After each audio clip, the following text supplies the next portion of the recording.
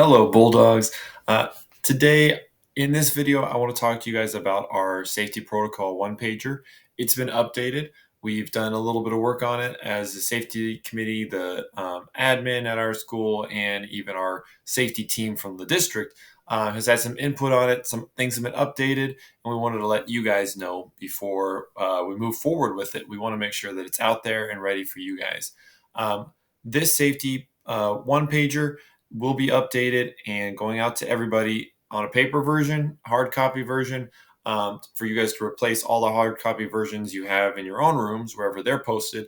Also, you can get the digital version, and this video will kind of explain a couple pieces to it as well, right?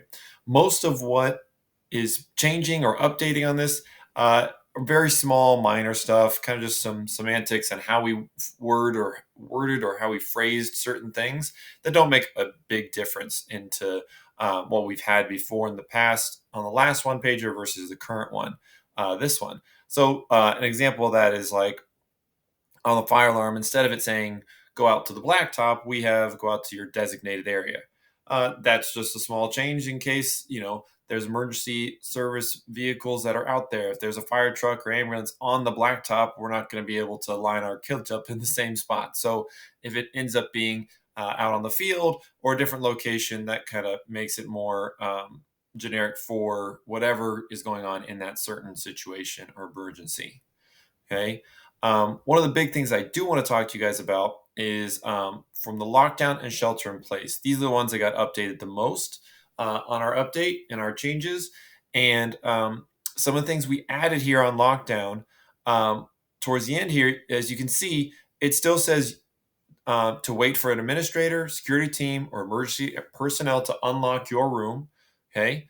You are not done with a lockdown until someone unlocks the door and opens it and comes into your room. All right. Well, it's emergency personnel, admin, security coming in to clear your room specifically and personally.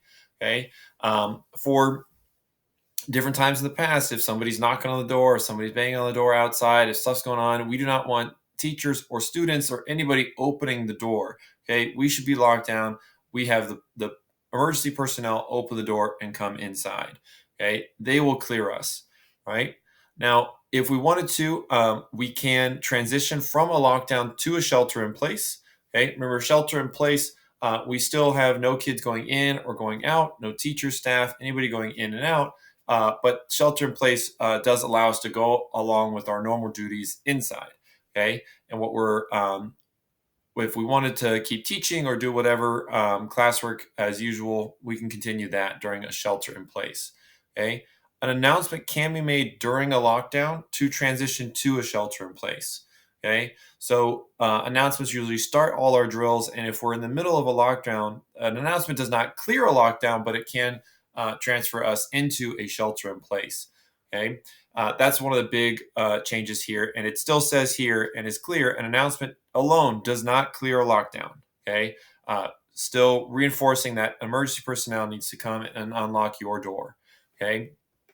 Now, in a shelter in place, okay, another big thing, just like we said, no students go in and out. If you do have students that need to go to the restroom, okay, you can call the office and request an escort. But depending on the situation, we might not be able to have people go in and out to the restrooms. Okay, depending on the situation and who's on campus and who's not.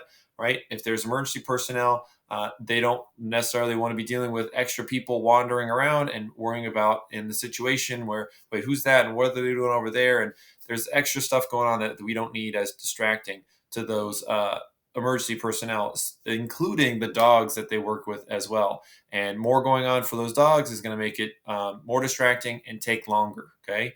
Even if we're not in a situation where we are currently in a threat or there's certain, if we're using the dogs for whatever reason, that's only going to make us take longer and distract the dogs more, which we do not want to do.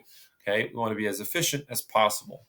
Right. So escorts for restroom use only during shelter in place, but you have to call the office and request it. Okay. They need to have an escort. Right. And a shelter in place can be cleared from the intercom or from district desk lines. Okay. You're not going to get a text or an email about it, but you'd get a phone call to your room or an announcement if they're not coming to unlock your door personally as well. Now, there is another thing for lockdowns that we wanted to stress, because this is something that people were forgetting to do for lockdowns, is to complete the injured and missing form. Okay.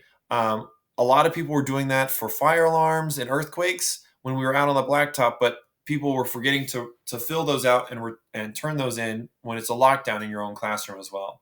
If a kid was out in counseling or in the restroom or somewhere else on campus when a lockdown occurred and they're no longer in your room, we need to know that, and we need to make sure that when we're going through and we're checking off all the rooms and clearing everybody, that if some kid was somewhere else on campus, we know to make sure to look for them in that other location.